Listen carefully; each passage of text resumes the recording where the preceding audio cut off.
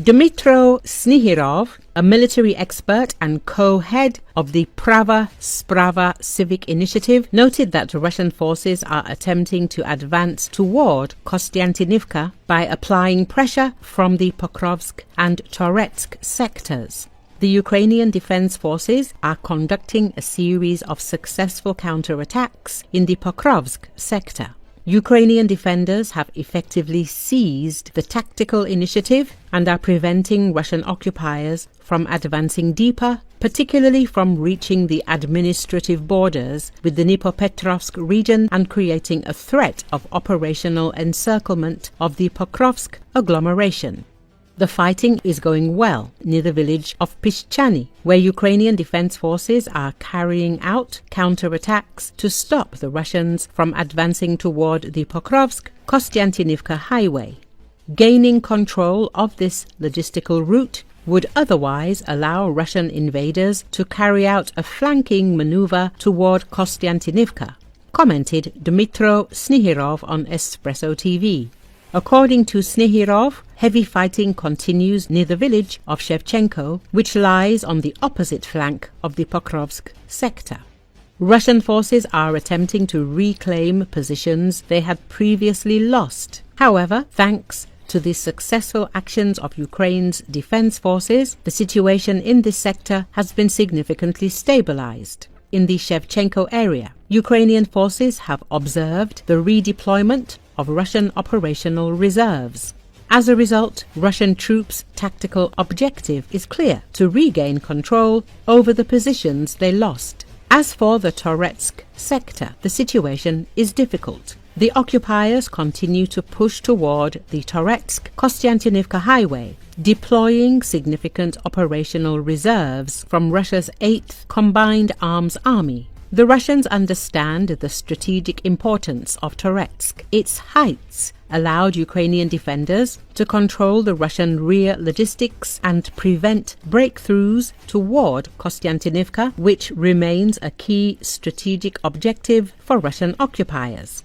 As we can see, in both the Pokrovsk and Toretsk sectors, Russia's main goal is to advance toward Kostiantynivka. The main battles will center around control over Kostiantynivka, the military expert emphasized.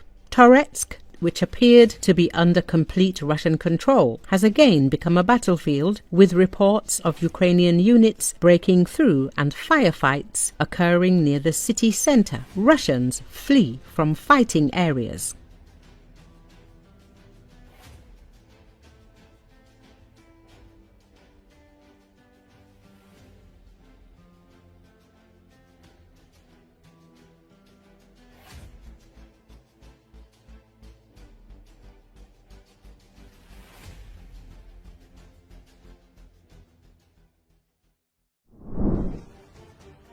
Ukrainian sources report that the Ukrainian military political leadership has set a new task for the Ukrainian armed forces to capture Russian regions. This task is as follows: to hold the border territory of the Kursk and Belgorod regions until at least the end of April, and at most until the period following May the 9th.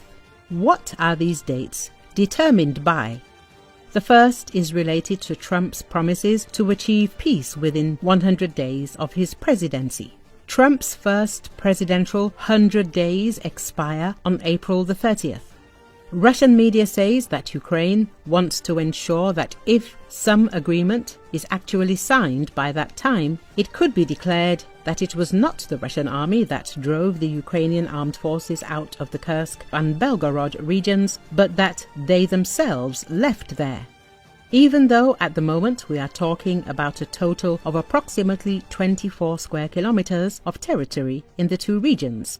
The second date is, of course, connected with the 80th anniversary of the Soviet Union's victory in the Great Patriotic War. And on that day, a military parade will be held in Moscow, attended by leaders of a number of foreign states, including the leader of NATO and EU member Slovakia. Russian media says that Zelensky's team, which is trying to organize a get-together in Kiev with actual proof of ignoring the results of World War II and the decisions of the Nuremberg Tribunal, will organize a PR campaign on that day on the fact that the Ukrainian armed forces are still present on the recognized territory of the Russian Federation. The fighting is taking place within the boundaries of the settlements of Gonal and Oleshnya in the Kursk region. In Gonal, the Ukrainian armed forces are trying to hold on to the heights that run along the northern bank of the Psel River. Ukraine fully controls any of these villages. Recently, Ukrainian President Volodymyr Zelensky said for the first time that Ukrainian forces are operating in the southwestern Russia's Belgorod region. Belgorod, which borders Ukraine, is regularly targeted by Ukrainian airstrikes and lies near Russia's Kursk region, where Kiev launched a surprise incursion last year and has since fought to maintain a foothold. It is the first time since Russia's full-scale invasion more than 3 years ago that Zelensky has explicitly acknowledged Ukrainian operations in Belgorod, a region with a population of about 1.5 million.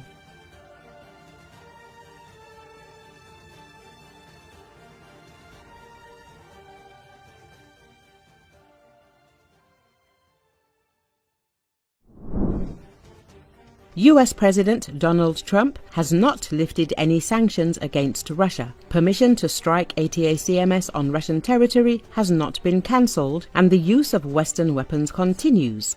And the launched process of reducing oil prices is even worse for Russia than any tariffs. Political and economic expert Taras Zagorodny said this in an interview with Glavred, talking about why the American president is putting pressure only on Ukraine and not on Moscow.